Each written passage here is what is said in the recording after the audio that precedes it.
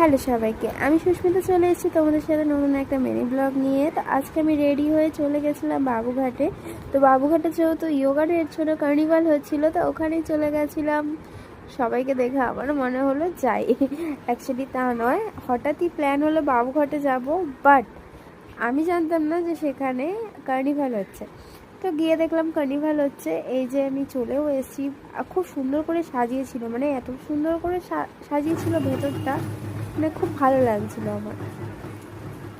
যে এখানে আদিবাসীদের ডান্স হচ্ছিল, তো সেটাই দেখলাম।